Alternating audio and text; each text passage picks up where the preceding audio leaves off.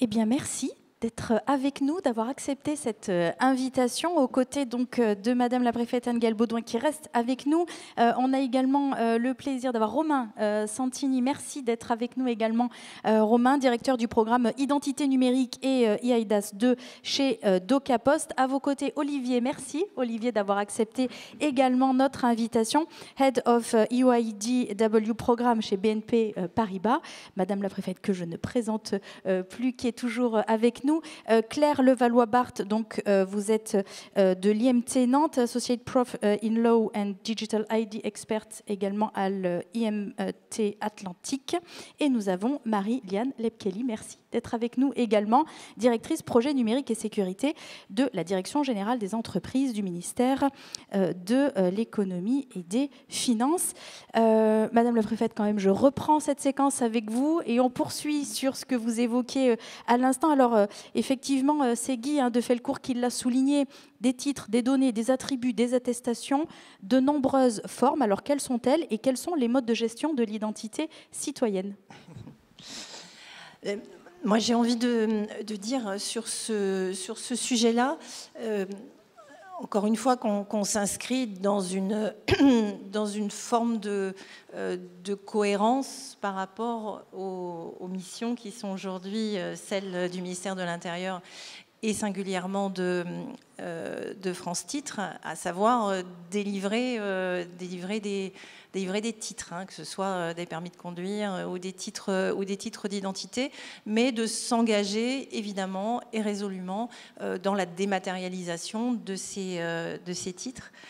Donc avec à la fois le souci de maintenir tout l'écosystème qui en garantit bien la sécurité, qui en garantit l'authenticité, en s'appuyant sur, je l'évoquais tout à l'heure, le réseau des agents d'état civil en mairie, et en mettant à disposition des outils qui permettent des usages facilités pour l'ensemble des utilisateurs et accessoirement de faire aussi, on l'espère, quelques économies, puisqu'encore une fois, pour l'État, c'est important. Voilà, donc c'est ce virage de la dématérialisation des titres qu'on a commencé à prendre à travers le permis de conduire et qu'on souhaite accélérer, organiser et développer. Alors évidemment, avec ça ouvre toute une série de questions un peu nouvelles aussi, au-delà de cette tradition qui va d'enjeux de niveau juridique. Comment on définit le cadre dans lequel ces différents, les attestations, les attributs, comment ils sont sécurisés aussi d'un point de vue juridique. On est d'ailleurs en ce moment... on considère qu'il y a des évolutions de nature législative à introduire, donc ça fait partie des points qui vont être, je l'espère en tout cas, en discussion devant le Parlement très, très rapidement. Questions juridiques, questions techniques, et puis questions aussi de déploiement et d'accompagnement auprès des utilisateurs. Alors, on va revenir sur les éléments de mise en œuvre et puis aussi des discussions qui auront lieu au Sénat prochainement. Peut-être avant cela, Marie-Liane, un mot avec vous sur les entreprises. Qu'est-ce que finalement l'arrivée de ce portefeuille numérique européen et tout ce qui se passe au niveau français va aussi avoir des impacts sur nos entreprises ? Alors, la préfète a commencé à en parler. L'identité numérique et tous ces travaux s'inscrivent dans un plan assez ancien de simplification administrative. Donc ce que ça va changer, ça change pour les citoyens, les relations avec l'administration, mais également les entreprises, les relations avec l'administration, donc faciliter les démarches pour les entreprises. Et également, c'est censé aussi faciliter les relations des entreprises entre elles, qu'elles puissent se partager de façon plus sécurisée et plus simplement des données avec des éléments d'identité et d'autorisation d'autorisation. Alors, Romain, sur ces nouveaux usages que le portefeuille va pouvoir apporter pour les personnes morales, c'est aussi important. On en avait déjà parlé un petit peu l'an dernier. On voyait comment c'était en train de se mettre en place. On en est où en 2025 ?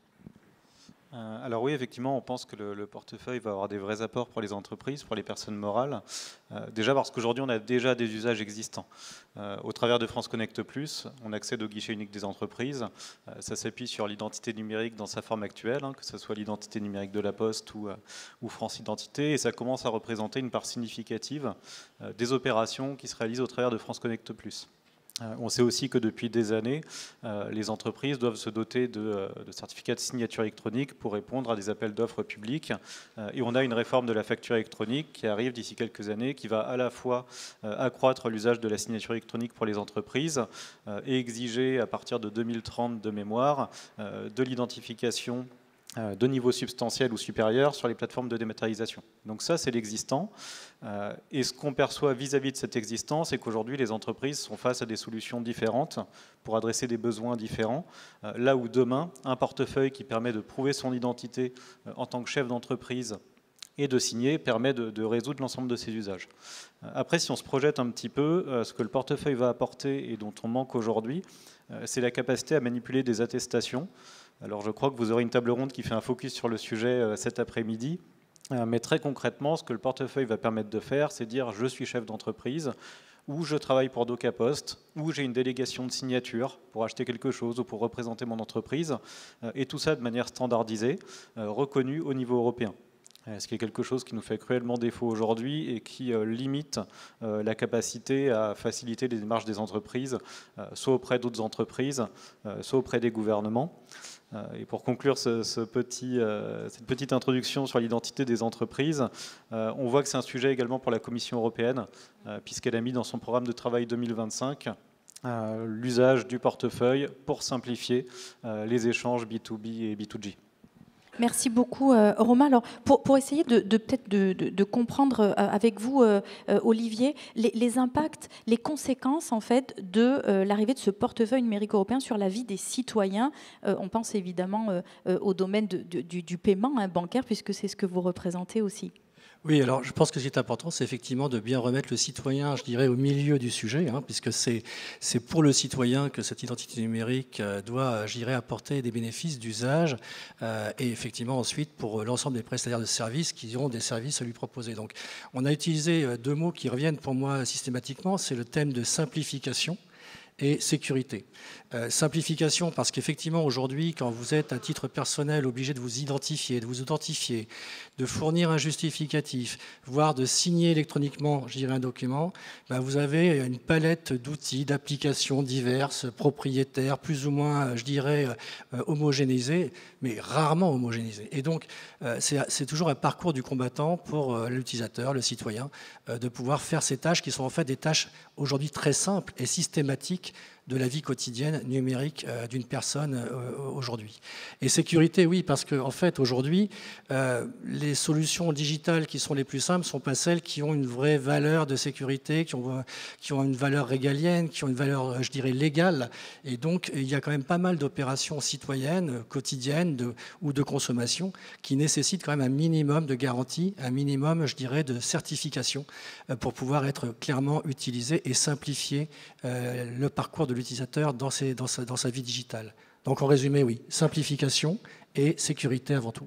Et donc, vous l'avez évoqué, la sécurité, il y a également cette notion de protection des données qui est particulièrement importante et appelée des vœux, évidemment, des citoyens que nous sommes. Ça a été rappelé par Guy, notamment sur ces attaques multiples qui, aujourd'hui, malheureusement, bousculent un peu nos quotidiens et nous obligent à faire preuve aussi de plus d'attention. Mais parfois, on ne maîtrise pas, on ne sait pas. Et donc là, il y a un impact important pour les fournisseurs d'identité. Qu'est-ce que ça va leur demander, cette nécessité en matière de sécurité, de protection des données notamment? Il faut effectivement que les fournisseurs d'identité soient tous en capacité de justifier de l'identité effectivement de la personne lorsqu'il s'agit d'usages qui nécessitent d'avoir un contrôle au niveau de la personne. Mais il faut aussi que cette identité puisse être déclinée sous forme éventuellement de pseudo ou sous forme, je dirais, d'alias. Et ça, c'est quand même assez complexe. Et ça doit être, je dirais en plus, porté à une échelle pas simplement nationale, mais européenne, on l'a évoqué. Et donc, il y a cette problématique d'interopérabilité. Donc, en fait, on voit un peu tous les mécanismes qui ont justifié finalement la démarche d'IDAS V2 et qui ont amené finalement quelque part à changer le mode de fonctionnement de la réglementation européenne, c'est-à-dire pas simplement dire voilà ce que vous devez faire, mais aussi de dire voilà comment vous devez le faire. Et je pense qu'effectivement, c'est ça qui est important parce que c'est le moyen d'arriver finalement à quelque chose qui soit réellement utilisable par les citoyens et qui donne les garanties nécessaires aux services qui vont avoir besoin de ces informations. Aujourd'hui, pour terminer sur l'exemple bancaire, quand vous utilisez votre carte bancaire en Europe ou même dans le monde, vous avez des standards qui ont été imposés à tous, quel que soit le nom de la banque que vous avez sur la carte. Donc c'est un peu ce genre d'image qu'il faut avoir. Et demain, il faut que ce soit aussi simple d'utiliser son identité numérique européenne que de mettre sa carte dans un lecteur de cartes ou dans un distributeur de billets. Romain, peut-être un mot sur ces impacts pour les fournisseurs d'identité sur cette dimension de la sécurité, de la protection des données. Alors oui, bien sûr. Alors, premier mot peut-être, le règlement IDAS 2 vient harmoniser les exigences de sécurité, pousse pour un schéma de certification européen des portefeuilles d'identité numérique. Pour autant, on n'a pas attendu ce nouveau règlement pour fournir des solutions sécurisées et respectueuses de la vie privée. Que ça soit, on va dire, par l'action exigeante de l'ANSSI en France, avec des processus de certification qui s'assurent de la sécurité et de la fiabilité des services qui sont donnés, ou tout simplement par le besoin nécessaire, quand on est un fournisseur de confiance, de s'adapter à l'état de la menace. On l'a vu en France, on a, à quelques années en arrière, on a eu le choc du compte formation et des fraudes importantes sur le compte formation, ce qui a fait grandir tout l'écosystème. Et aujourd'hui, on a tous collectivement des services qui sont sécurisés. Ça implique de la cybersécurité, de la sécurité des locaux, de la sécurité des personnels, de la lutte antifraude, etc. Tout ça, ça existe déjà. On ne va pas le créer avec le portefeuille. Par contre, ce qui est en train d'arriver effectivement avec ce portefeuille, c'est cette volonté d'harmoniser réellement à l'échelle européenne ces exigences pour l'ensemble des fournisseurs d'identité, avec des travaux qui sont portés par l'ENISA, auxquels on a la chance de pouvoir contribuer, qui visent justement à s'assurer que des exigences qui sont au niveau réglementaire sont bien comprises, évaluées, appliquées de la même manière dans l'ensemble de l'Union européenne. Merci Romain. Claire Levallois. Oui, donc il y a la partie effectivement sécurité dans ce portefeuille européen d'identité numérique, ou plutôt ces portefeuilles, puisqu'ils sont interopérables, mais il y a aussi, on l'a dit un petit peu, toute la partie protection de la vie privée, qui est une partie très importante pour assurer la confiance et donc l'utilisation de tous ces systèmes. Et ça signifie être en total respect du règlement général sur la protection des données. Donc sur le RGPD, c'est une question qu'on aborde parfois, mais pas suffisamment, à mon goût. Il y a eu beaucoup de discussions, notamment pour pouvoir adopter les règlements d'exécution par la Commission européenne. C'est quelque chose de très compliqué, puisque ça touche l'ensemble des acteurs, l'ensemble de l'écosystème, ce qui veut dire que ça soit le fournisseur d'identité, les fournisseurs d'attestation électronique d'attributs, signature, paiement, tout le monde, tous les acteurs qui vont être dans cet écosystème devront respecter le RGPD et devront, et c'est indispensable, commencer par une analyse d'impact sur la protection des données, diminuer les risques et surtout, on l'a dit, implémenter les bonnes technos, ce qui veut dire la selective disclosure, de zero knowledge proof et des choses comme ça. Et c'est quelque chose qui n'est pas facile déjà à faire et en plus, ça doit toucher l'ensemble des acteurs. Donc c'est aussi un gros chantier. Merci beaucoup. Peut-être, Marie-Liane, aussi un mot sur cette dimension sécurité, protection des données. On parle des entreprises, on voit le montant, le volume aujourd'hui de cyberattaques qui ciblent effectivement aussi les entreprises. Quand on voit le coût à l'échelle nationale ou mondiale que représente la cybercriminalité, on comprend effectivement qu'il y a une dimension très importante qui doit être faite sur cette dimension de l'identité numérique à destination des entreprises. Bien sûr, il y a un enjeu très important sur la maîtrise des données. Enfin, on voit bien tous les rapports d'état de la menace, dont le dernier rapport de cybermalveillance.gouv montre que le hameçonnage est très très haut dans les chiffres de menaces cyber. Claire évoquait le fait que l'utilisateur, en tant que dans ses usages privés, mais également dans ses usages professionnels, doit avoir l'entière maîtrise de ses données. C'est pour ça qu'il y a des travaux importants et des exigences de sécurité qui sont mises sur les fournisseurs d'identité. L'enjeu derrière, c'est que l'utilisateur puisse mettre exactement les données qui sont utiles pour le service et pas plus, et que ça suffise. On a tous été confrontés à des formulaires où on nous demandait des données, on ne sait pas trop pourquoi et à quoi elles allaient servir. Demain, avec les portefeuilles d'identité numérique, ce qui est visé, c'est que ces formulaires, c'est que quand on donne une donnée personnelle, ce soit vraiment le strict minimum et le strict nécessaire. Et c'est pour ça qu'il y a tous ces travaux de sécurité derrière et les zero knowledge proof. On peut aller plus loin, c'est même pas le strict nécessaire des données, c'est juste oui, non à une réponse. Avez-vous plus de 18 ans?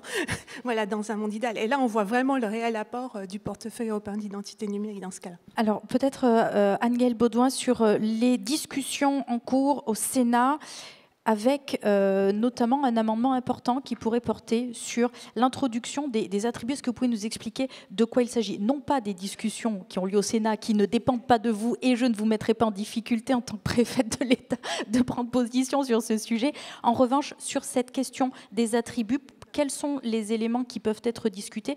Quelle importance ça peut avoir? Quels impacts cela pourrait avoir, quelle que soit la décision qui serait prise dans la Chambre? Oui, c'est vrai, effectivement, un petit peu délicat, puisque mais un amendement a été déposé par le gouvernement, effectivement, pour donner une valeur probante aux attestations et aux produits, d'ailleurs, hein, de façon générale, des MIE des MIE de façon générale et en particulier de France Identité. C'était une façon, à travers cet amendement, de pouvoir répondre à des interpellations qu'on a beaucoup, eues de la part de prestataires de services, quels qu'ils soient, sur quelle est la valeur juridique de ce qu'apporte d'une attestation fournie par France Identité, par exemple. Alors, le cadre global tel qu'il existe aujourd'hui, c'est de dire, la loi, je parle sous contrôle des représentants de la DLPAJ hein, qui sont dans la salle, donc je le fais prudemment, mais le principe général, c'est que on prouve son identité par tout moyen, c'est ce qui est écrit dans la loi. Et donc, il revient ensuite, au-delà de ce principe général, aux différentes réglementations sectorielles, à dire si tel ou tel document ou tel produit comme France Identité est considéré comme fiable ou ne l'est pas. Et c'est ce qui s'est passé quand, par exemple, il y a quelques semaines aussi, la SNCF a décidé d'accepter France Identité pour prouver l'identité. Elle l'a fait en adaptant sa propre réglementation et au vu des éléments qu'on lui a apportés, évidemment. Voilà. D'ailleurs, j'ai pas osé ce matin vérifier si au FIC on acceptait France Identité. Si, je l'ai fait. Ah, c'est vrai. Bon, voilà, on n'a pas eu confiance, bravo. On n'a pas eu suffisamment confiance pour le faire ce matin. Voilà, donc le principe général dans la réglementation, c'est ça. On prouve son identité par tout moyen et après, chaque réglementation sectorielle doit s'adapter. Il nous a paru utile pour accélérer le déploiement, pour accélérer l'adoption, pour aussi apporter des garanties aux différents fournisseurs de services, d'inscrire un principe dans la loi. Voilà, donc on espère, pour être honnête, on espère, on croise les doigts pour que cet amendement soit effectivement adopté, déclaré recevable, etc. Il est vrai, ça n'échappait à personne. J'évoquais tout à l'heure le fait que le contexte politique avait été pour nous une opportunité en termes d'adoption en lien avec les procurations de vote. Ça l'a moins été pour ce qui concerne l'inscription dans la loi et les difficultés, enfin le processus législatif, la situation qu'on connaît tous, fait que ça a été sans doute un petit peu plus compliqué, mais ça reste pour nous un élément d'accélération et un élément important.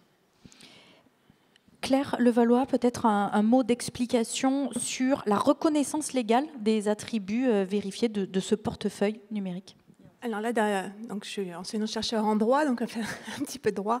Donc effectivement, nous avons le règlement IDAS 2 qui reconnaît déjà à l'échelle de l'Union européenne la reconnaissance de ces attestations électroniques attributs qualifiés qui sont équivalents à du format papier. Mais effectivement, c'est une phrase dans le règlement. Donc il fallait le transposer pour des raisons de sécurité juridique et puis préciser un petit peu les choses.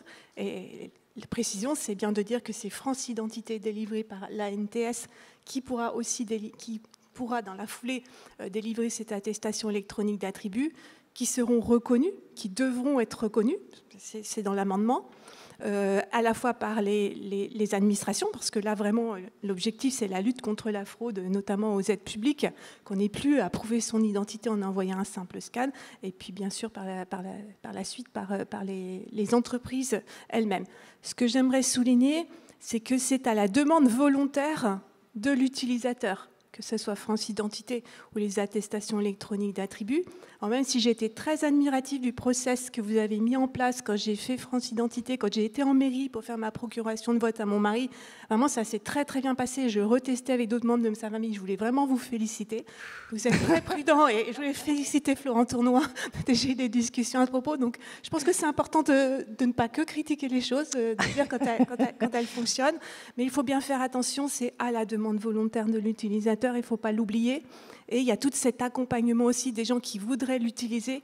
Je pense notamment à mes parents, plus de 80 ans. C'est vraiment des populations compliquées à insérer dans ces procédures-là. Il faut y penser.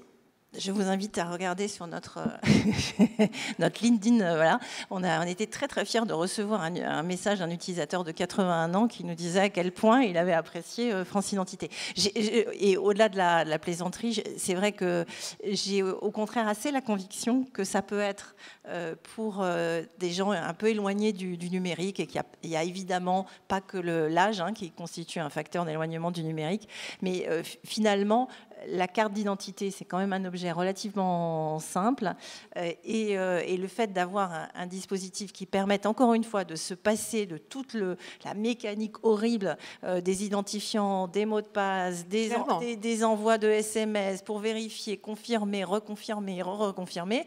Voilà, France Identité, ça vous protège en évitant tout ça. Et ça, de ce point de vue-là, c'est aussi, enfin, en tout cas, on y croit, un élément d'acceptabilité. Et puis dire aussi, vous parliez du RGPD tout à l'heure, et de l'utilisation des données, des risques liés à la diffusion des données, un des éléments auxquels on croit aussi beaucoup, et qu'on essaie d'intégrer, de promouvoir, c'est vraiment la notion de cadre d'usage, qui est quelque chose de très simple, mais faire en sorte, par exemple, qu'on sorte de la logique des photocopies de cartes d'identité, qui sont, on le sait, un levier de fraude, pour le remplacer par des attestations où on définit le cadre d'usage, c'est-à-dire dans quelle période et pour quelle utilisation cette attestation peut être produite. Tout ça nous paraît aussi important et rassurant, et répondant à un vrai besoin de nos concitoyens. Merci beaucoup. On va revenir sur la notion d'inclusion et d'adoption, parce qu'effectivement, c'est important à la fois pour le process national, mais aussi avec l'arrivée du portefeuille numérique européen, où il va falloir effectivement, là encore une fois, informer, sensibiliser et puis inclure tout le monde dans cette avancée. Là, peut-être, Olivier, vous vouliez réagir sur la reconnaissance légale des attributs vérifiés. Est-ce que vous voulez rajouter un point sur ce qui a été dit ? Oui, alors c'est pas uniquement sur les attributs, c'est cette solution de wallet d'identité européen, de France Identité en l'occurrence pour la France, dans son ensemble, à la fois pour justifier son identité, s'authentifier, fournir des attributs et aller jusqu'à la signature électronique.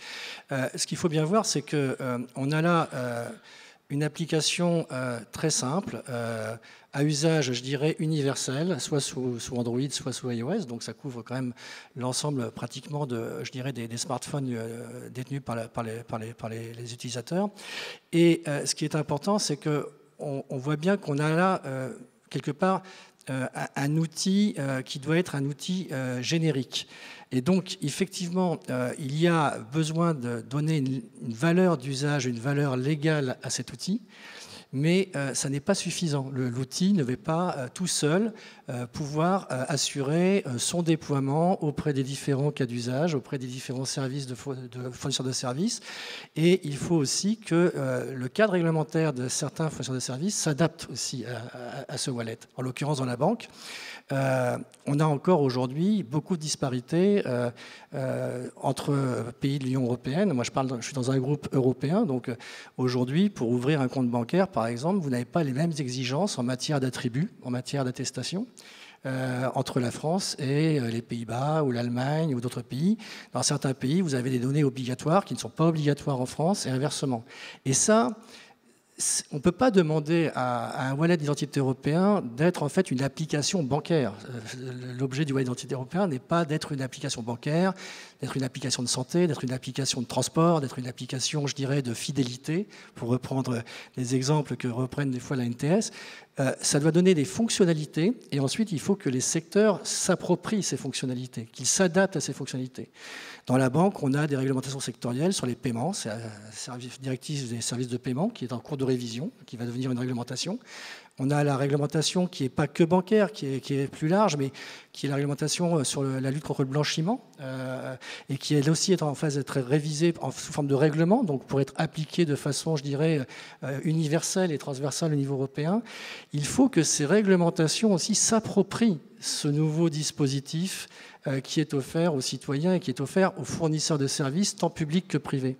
Et ça, c'est quelque chose qui nécessite une coordination très forte et qui va surtout nécessiter aussi de bien comprendre comment les autorités de contrôle nationales et européennes sectorielles, les superviseurs sectoriels, sont, je dirais, mobilisés pour contribuer à ça. Dans le cadre de la banque, pour être très concret, aujourd'hui, à l'heure où on se parle, je ne sais toujours pas quelle est l'autorité de contrôle et de supervision de l'usage du wallet d'identité européen et d'IDAS V2 dans les banques. Est-ce que ça va être l'ANSSI? Est-ce que ça va être la CPR? Est-ce que ça va être une autre autorité?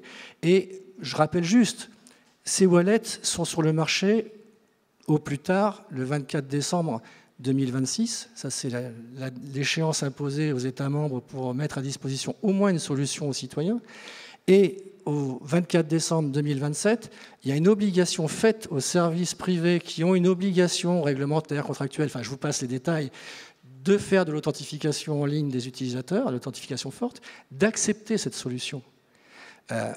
Si on regarde sur la liste sur le marché, c'est dans presque 1 an et demi.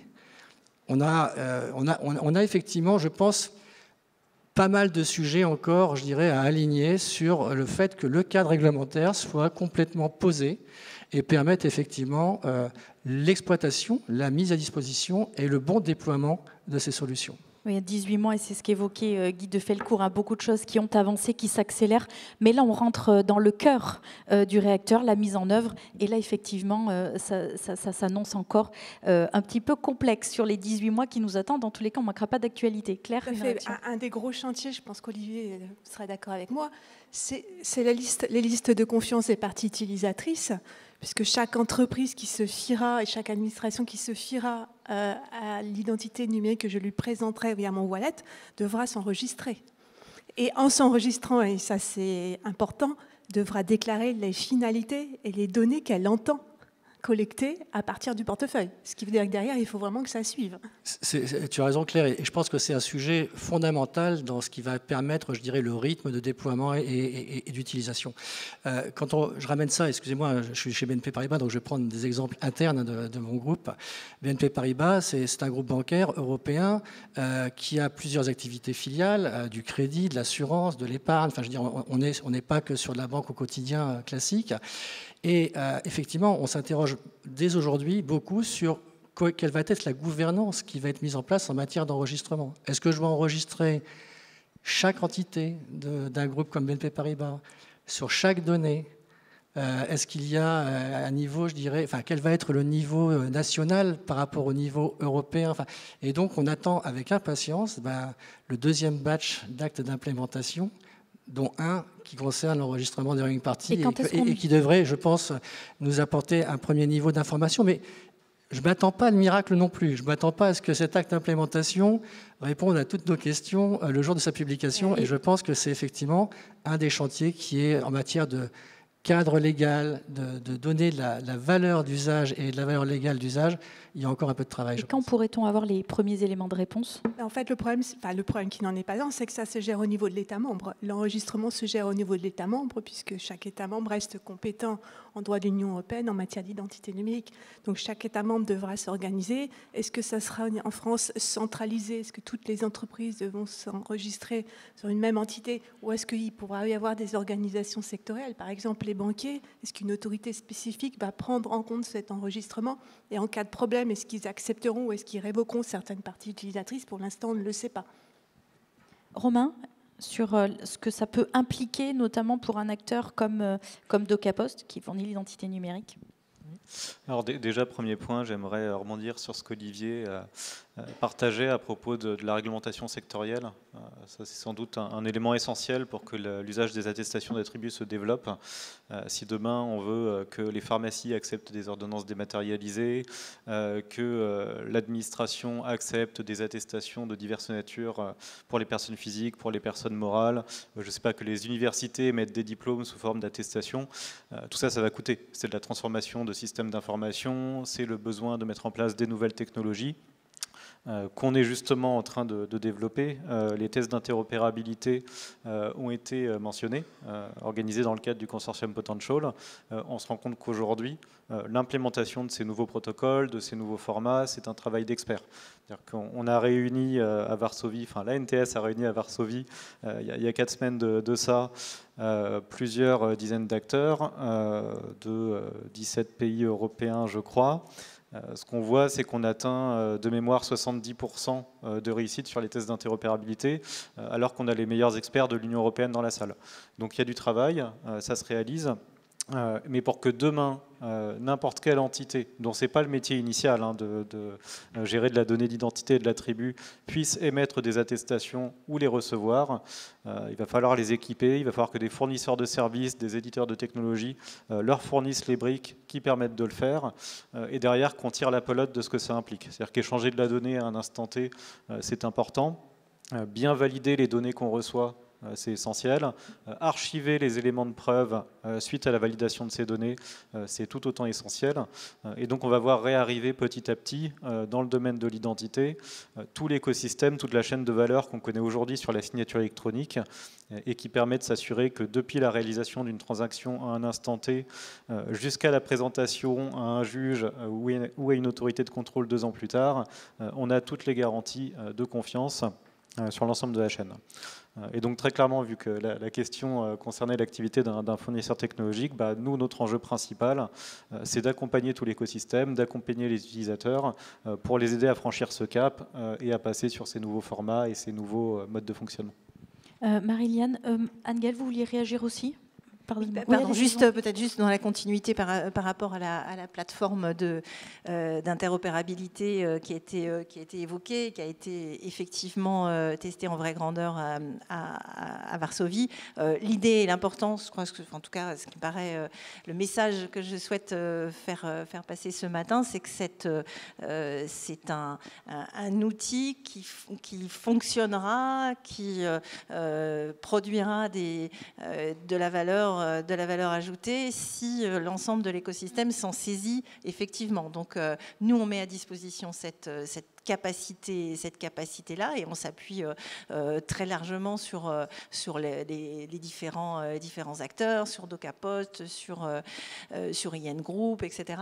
Et l'objectif, c'est vraiment de faire en sorte que, au-delà du cercle de Potential, qui est la base, on va dire, historique de cette plateforme, qu'on puisse au-delà proposer à l'ensemble de l'écosystème de s'en saisir et de faire face aux différents défis dont vous avez tous dit, évidemment, que dans un calendrier extrêmement court, avec un cadre juridique encore en cours de définition et sur des sujets extrêmement sensibles. Enfin voilà, c'est pas gagné, c'est vrai, mais en tout cas cette plateforme, elle est vraiment, elle est à votre disposition et elle doit être appropriée par l'ensemble de l'écosystème, au-delà du cercle de Potential. C'est là-dessus que je voulais insister en particulier.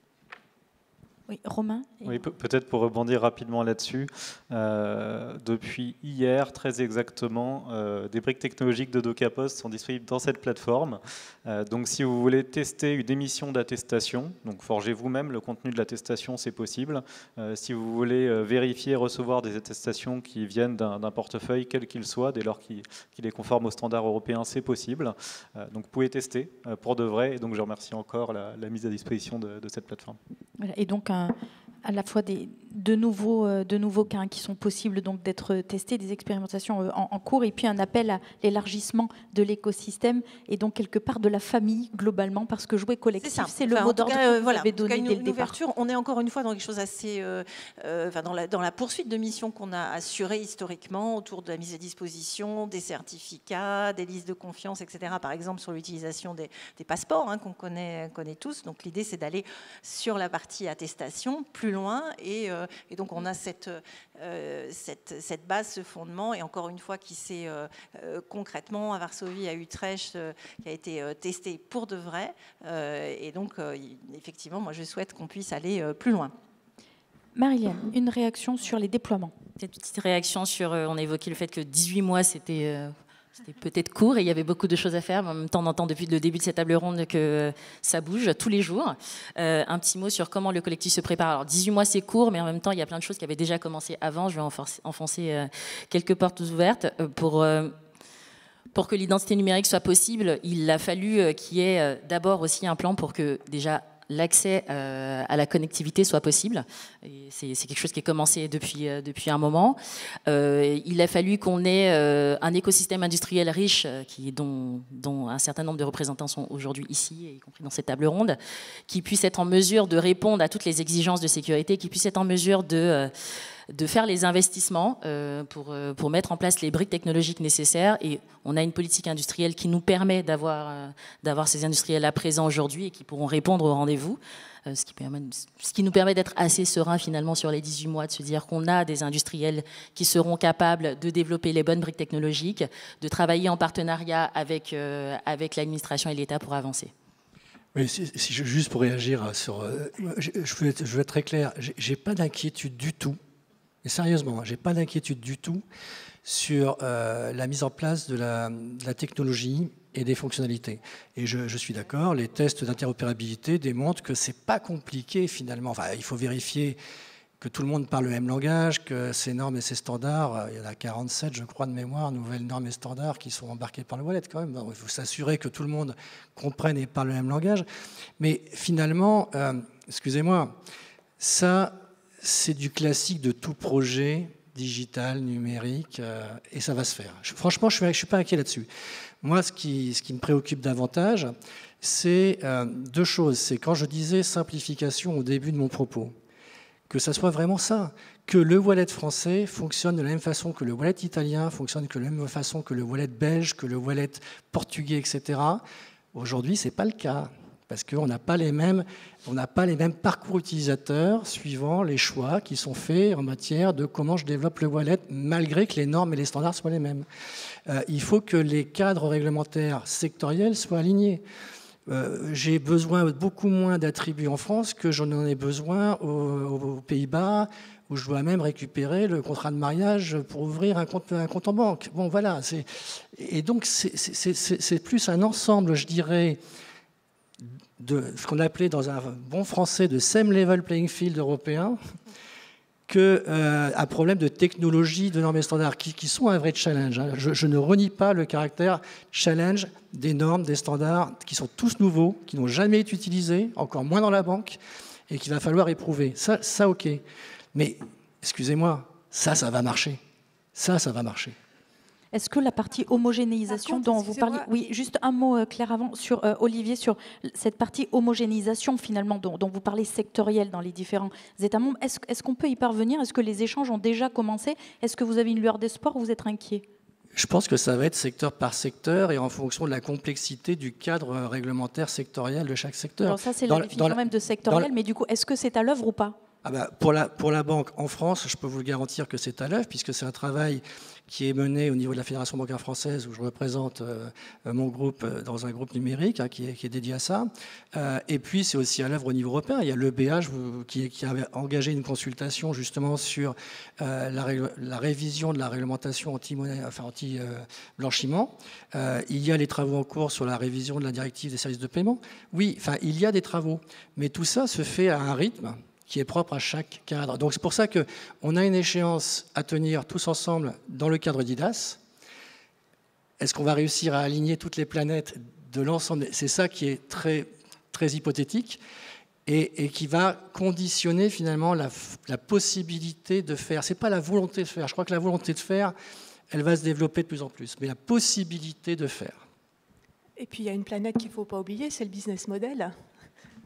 Alors là, moi, je prends une casquette, je dirais, confortable, et j'ai un rôle, du coup, différent de certains acteurs dans la salle, c'est que je suis relaying party. Je suis service utilisateur, je ne suis pas wallet provider, je ne suis pas PID provider, et je ne suis pas encore attestation provider. Donc, je vais déjà, je dirais, voir ce que je dois investir pour accepter le wallet. Je vous rappelle qu'on nous oblige d'accepter le wallet. Je dirais, Claire disait que c'était libre pour le concitoyen. Les services privés qui ont une obligation d'authentification forte en ligne, eux, ils n'ont pas la liberté de dire « je suis prêt, je ne suis pas prêt ». Ils n'ont pas la possibilité de dire « je veux pas ». Ils doivent, au 24 décembre 2027, être en capacité d'accepter n'importe quel wallet d'identité européen dans n'importe quel parcours digital avec une authentification forte. Bon, à l'échelle d'une banque, mais de tous les autres services, vous devez bien comprendre que ce n'est pas quelque chose qui se fait en un claquement de doigts. Et nous, même si on n'a pas 1 an et demi, mais 2 ans et demi encore devant nous, on se dit que ça va être très challenging. Anne-Gaëlle Baudouin, un mot sur l'inclusion, sur l'adoption. Comment est-ce que vous allez développer, je dirais, mettre en œuvre cette politique pour mieux informer, inclure tous les citoyens français avec l'arrivée de ce wallet européen ? C'est un vaste sujet, évidemment. Comme je le disais tout à l'heure, depuis le début du projet France Identité, la question de l'usager est vraiment au centre de la façon dont le projet est conduit et mis en œuvre. L'usager, le citoyen, évidemment. Donc voilà. Donc la façon dont les évolutions sont conçues, le choix des usages, on essaie vraiment de le faire en fonction de ce qu'on perçoit, des attentes, des besoins, etc. Avec une forme, je le disais tout à l'heure aussi, un peu de modestie, parce qu'en fait, on voit que entre ce qu'on imagine, la façon dont les usagers vont s'en saisir, et puis ce qui se passe vraiment, il y a évidemment la vraie vie, quoi. Hein, et donc il y a quelques écarts. Je disais tout à l'heure, par exemple sur le permis de conduire, on n'avait pas forcément vu arriver complètement l'appétence, en tout cas par rapport à la carte d'identité. On sait que sur les sujets de carte grise que j'évoquais tout à l'heure, c'est un petit peu la même chose. Il y a plein d'acteurs qui nous disent « Oh, mais non, c'est pas la peine, ça sert à rien ». Et on sait que quand en revanche on interroge en direct des utilisateurs ou des usagers, les attentes sont fortes et sont différentes. Donc on va continuer de ce point de vue-là à être attentif aux remontées des utilisateurs, quels que soient les canaux qui sont utilisés. Notre souhait, évidemment, et nos travaux vont dans le sens d'un élargissement des personnes pouvant bénéficier pouvoir avoir accès à France Identité et donc au wallet au niveau national, puisque aujourd'hui, c'est souvent ce qui est pointé. Seuls y sont éligibles les personnes majeures disposant d'une carte d'identité format carte bancaire. Donc c'est à peu près 25 millions de détenteurs de la carte d'identité petit format. Donc dans nos perspectives, il y a l'élargissement du bénéfice de l'identité numérique pour une part vers les mineurs, donc voilà, ce qui est un point d'abord, et vous le disiez tout à l'heure, c'est pas forcément d'abord un sujet technique, là c'est un sujet d'ordre juridique qu'il faut qu'on puisse explorer complètement pour pouvoir le faire, et puis sans doute aussi élargir l'accès à France Identité à des détenteurs d'autres titres que la carte d'identité. On peut passer au passeport, par exemple, etc. Enfin, voilà. Enfin, il y a tout un champ d'élargissement de la population couverte qui est importante et qui fait partie désormais des enjeux majeurs pour le projet. Marie-Liam, est-ce que vous vouliez réagir sur le volet inclusion? Peut-être Olivier, un mot si vous voulez compléter. Marie-Liam?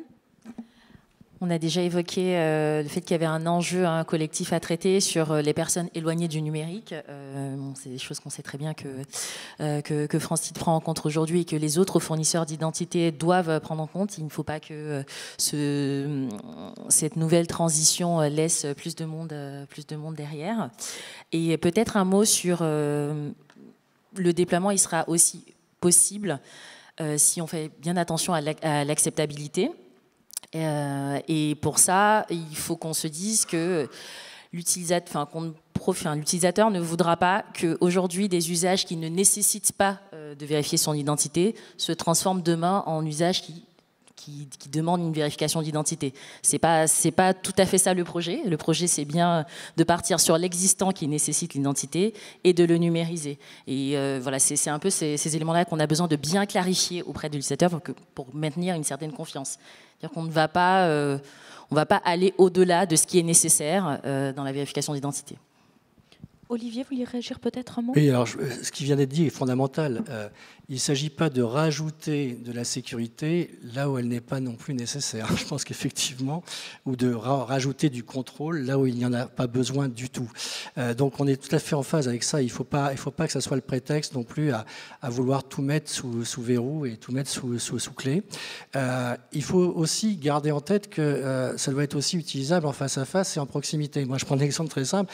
Moi, je commence déjà à avoir des clients dans la banque qui arrivent en agence. Et vous avez des opérations où on vous demande de vérifier votre identité pour aller, je sais pas, faire une opération, retirer un chéquier ou des choses comme ça, et qui ont pris France Identité et qui disent, mais voilà, qui nous présentent France Identité parce qu'ils ne prennent plus leur carte d'identité. Donc on voit déjà qu'il va y avoir, et malheureusement, pour l'instant, dans la banque, ce n'est pas un moyen reconnu encore, ce France Identité en agence, et donc on est des fois un peu gêné. Mais c'est juste pour expliquer qu'effectivement, quand c'est simple, les gens vont l'utiliser. Et donc la simplicité, c'est... je l'utilise de façon indifférenciée, c'est-à-dire que ce soit BNP, Société Générale, BNP Paribas, ou EDF, ou RATP, etc. Je ne me pose pas de questions, je sais que je vais m'authentifier de façon homogène, c'est simple, c'est fluide, je le fais de façon naturelle, je le fais quand c'est nécessaire, effectivement, et puis je le fais dans tous les usages digitaux, et le digital, c'est aussi en face à face, voilà. Oui, Claire, juste rapidement. Un point d'attention, quand vous disiez, je suis tout à fait d'accord avec vous, il ne faut pas que certains usages qui n'exigent pas la preuve d'identité viennent à exiger cette preuve d'identité. Il va falloir faire attention vraiment aux grands acteurs du marché, aux acteurs dominants, pour ne citer que Google, Microsoft ou Amazon, qui n'imposent pas à l'utilisateur le recours au portefeuille européen d'identité numérique lorsqu'il ne sera pas du tout justifié. Ça, le règlement IDAS 2 nous le garantit. Mais est-ce que dans les usages, c'est vraiment ce qui va se passer ? Il va falloir faire très attention, parce que ces acteurs ont tout intérêt à requalifier dans ce sens leur base de données pour s'assurer de l'identité des utilisateurs et de tout le profil utilisateur qu'il y a derrière. Et là, ça va vraiment être à la puissance publique de faire très attention et d'être très vigilante, et notamment à la CNIL, de mettre les moyens pour aller vraiment vérifier ce point-là qui me paraît très important. Alors, un dernier mot sur les consortiums européens. Est-ce qu'on peut faire un point sur les avancées, puis le calendrier de ces différents consortiums ? Anne-Gaëlle, peut-être un mot. Vous avez parlé, vous avez souligné Potential. Il y a également WeBuild, on pourra peut-être y revenir avec Romain. Et puis Aptitude, dont vous avez aussi parlé, qui arrive. Oui, effectivement. Donc Potential, voilà, qui rentre dans sa dernière ligne droite, puisque le projet se termine cet été. Voilà, autour des 6 cas d'usage, et encore des rendez-vous à venir, toujours dans la suite de ce qu'on a indiqué tout à l'heure autour de l'interopérabilité. Et puis, on replonge dans un nouveau projet, un nouveau consortium qui s'appelle effectivement Aptitude, centré autour de deux grands cas d'usage, autour de la mobilité, d'une part, puisque une des un des objectifs poursuivis au niveau européen par la Commission, s'articule autour du DTC, du passeport numérique, de comment simplifier les voyages, etc. Donc ça fait partie, c'est un des 2 cas d'usage. Et puis, mon voisin l'a évoqué tout à l'heure, le deuxième cas d'usage autour de l'authentification forte en matière de paiement, avec toute une série des défis qui ont été évoqués tout à l'heure, la sécurité, la fluidité, faire en sorte de trouver des solutions qui soient valables à l'échelle européenne. Donc là, l'échéance est effectivement un lancement du projet probablement à Paris au dernier trimestre de l'année, pour 2 ans. Romain, peut-être un mot sur WeBuild, dont on peut peut-être parler. Oui, bien sûr. Donc WeBuild, c'est l'autre consortium qui va démarrer en septembre 2025, donc pour 2 ans, avec un objectif affiché, alors qui est le même pour les 2 consortiums, qui est d'être en capacité de passer en production à la fin, à horizon septembre 2027. Et là, le point focal de WeBuild, c'est l'identité des personnes morales, les portefeuilles de personnes morales, avec différents cas d'usage, connaissance client, connaissance des fournisseurs, acte au nom d'une entreprise, signature pour une entreprise, facture électronique, etc. Et toujours le paiement. Avec plusieurs points intéressants pour nous évidemment. Déjà la capacité à expérimenter un portefeuille d'identité professionnelle, qui est un concept qui s'appuie sur le portefeuille d'identité de personnes physiques, mais en normalisant un certain nombre d'attestations qui y sont liées. La capacité à tester toute la chaîne de valeur, signature, validation, archivage, dans un système intégré pour répondre aux différents cas d'usage. Et un cas d'usage également de preuve de majorité, qui s'était un peu perdu par rapport à la question initiale de la Commission européenne, qui permet de travailler sur les respects de la vie privée, et qui dans WeBuild est lié au paiement. Donc nous, ça nous intéresse. On a lancé récemment une plateforme qui s'appelle DivitConnect pour la preuve de majorité. Donc là, ça permettra de voir, si on en a l'opportunité sur ce consortium, de voir comment on met en relation cet usage de preuve de majorité avec le paiement au travers du portefeuille. Merci beaucoup. Olivier, vous voulez dire un mot sur les consortiums ? Oui, alors effectivement, nous sommes partenaires de Potential, donc effectivement, on est en phase, je dirais, d'atterrissage, puisqu'on est rentré en phase de test et de pilote. Ça se passe bien, voilà, donc je réinsiste beaucoup sur cet aspect-là. Mais c'est vrai que c'est cette première vague de consortium, il y a eu aussi en parallèle Nobid, EWC et DC4U ont été, je dirais, aussi contraints par la publication, je dirais, la réglementation, des actes d'implémentation. Donc, en fait, ce premier batch de consortium effectivement est resté à un stade très conceptuel et très bac à sable, je dirais. On parlait du playground, etc. Et effectivement, on a pu valider quand même pas mal de choses autour des cas d'usage qui concernaient la banque, donc l'entrée en relation principalement. Et on attend, donc on va accompagner, en tout cas, on s'est déjà manifesté pour accompagner Aptitude sur ce deuxième volet, avec, je pense, l'ensemble des autres banques françaises, mais ça sera à elles de le confirmer, pour effectivement aller plus loin, là, dans une approche un peu plus proche, je dirais, du pilote opérationnel, de la pré-production, voire de la production, et sur le volet paiement, donc effectivement, sur cette partie authentification forte, qui est très spécifique dans le monde du paiement et qu'il va falloir vraiment bien décortiquer parce que, comme je disais, les wallets d'identité européens, ce ne sont pas des wallets de paiement à la base. Ce ne sont pas des applications bancaires.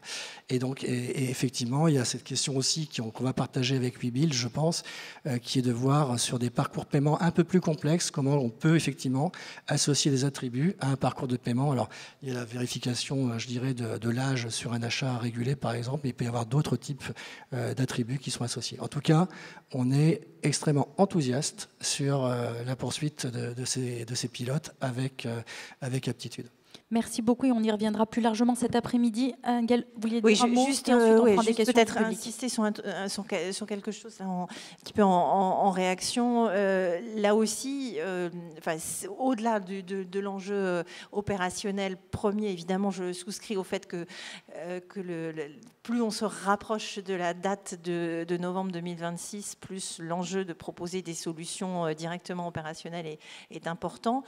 C'est aussi une opportunité, et on l'a toujours imaginé comme ça pour l'ensemble de l'écosystème français national, d'être très directement en lien avec les discussions, avec les choix qui sont opérés à l'échelle communautaire. Et évidemment, de ce point de vue-là, c'est aussi, on l'évoquait à propos du Playground, mais là aussi, c'est quelque chose dont l'ensemble de l'écosystème doit complètement se saisir en lien avec nous, à la fois en remontant un certain nombre de préoccupations et puis en anticipant ce qui va arriver désormais très bientôt. Et donc, on va développer ces sujets-là. Ce sera à 16h30. Je vous donne déjà rendez-vous ici même dans cette salle. Je vous propose que l'on prenne quelques questions de nos invités dans la salle. Je suis certaine qu'il y en a. Je vous invite à lever la main pour qu'on puisse vous donner un micro. Alors, on a une question sur la droite. Voilà. Si on peut faire passer le micro, s'il vous plaît, madame. Merci de dire votre nom et votre... Merci. Bonjour, Nathalie Launay, Galit Soprasteria. J'ai une question concernant les attestations.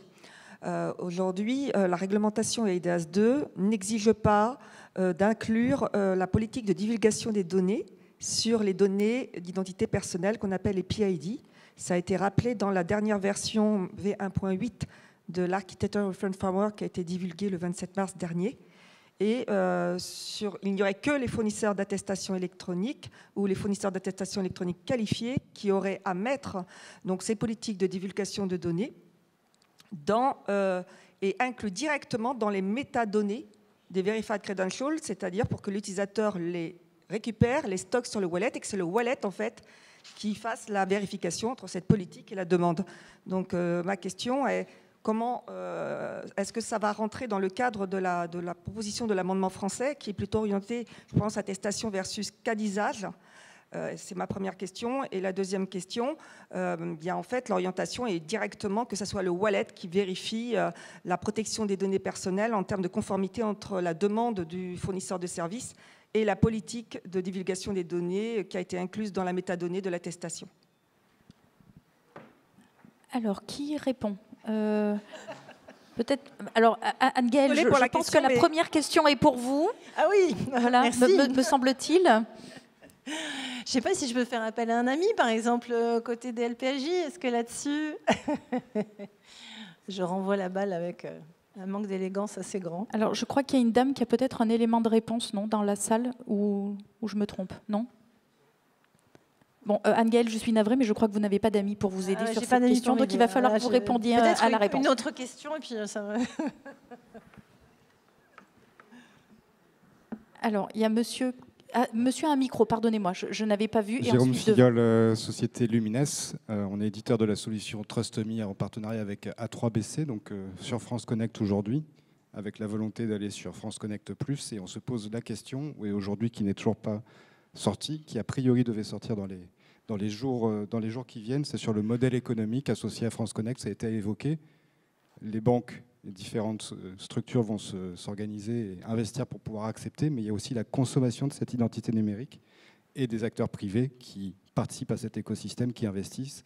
Donc quand est-ce que ce modèle économique et dans quelle mesure aujourd'hui est-ce qu'il est déjà un petit peu lancé, connu et à quel moment ça sera effectivement diffusé pour qu'on sache exactement où est-ce qu'on accompagne nos clients, notamment la BNP. Alors, je vais répondre pour dire qu'on n'a pas la réponse de façon très conveniente. Il manque les principaux concernés autour de cette table ronde, mais ils seront certainement dans les couloirs du FIC, si vous cherchez les personnes de la DINUM, pour répondre à cette question. Et accessoirement, il y a une réunion interministérielle qui doit en décider de façon officielle, donc je crains, voilà, qui doit en décider la semaine prochaine.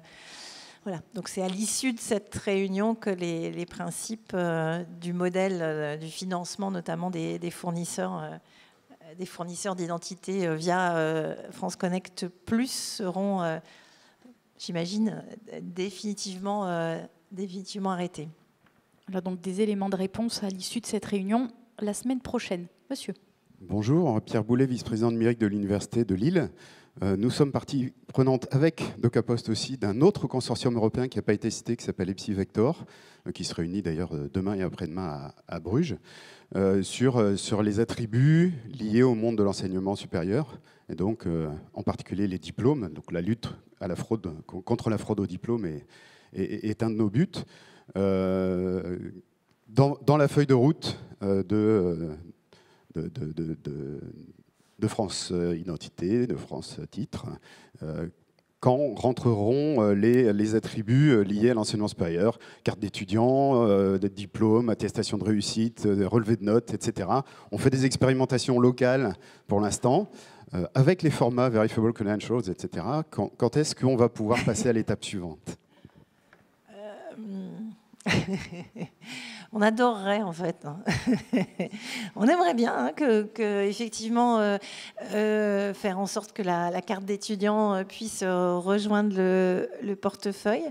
Je le disais tout à l'heure, dans les orientations, dans les prochains objectifs de France Identité, il y a l'objectif essentiel qui fait tout le fil rouge de cette journée, qui est proposer le wallet à la grammaire européenne.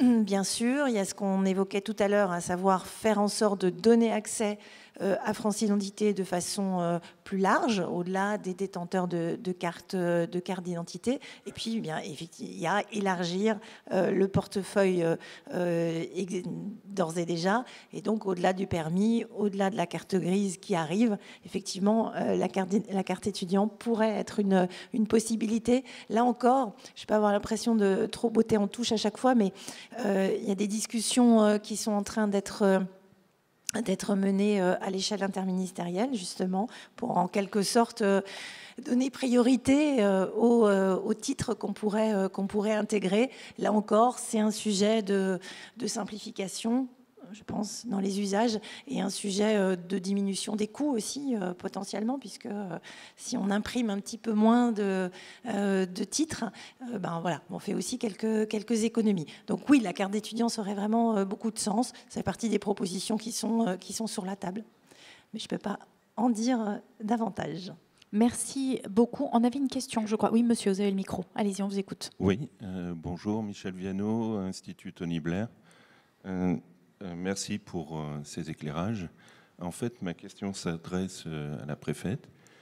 Est-ce que l'application France Identité, puisque c'est une application qui petit à petit inclut de nouvelles attestations, on peut saluer la carte vitale pour la lutte contre la fraude, la carte grise qui, à mon avis, pour l'environnement, les zones à faible émission, sera d'un grand usage pour pouvoir utiliser sa voiture au travers de l'Europe.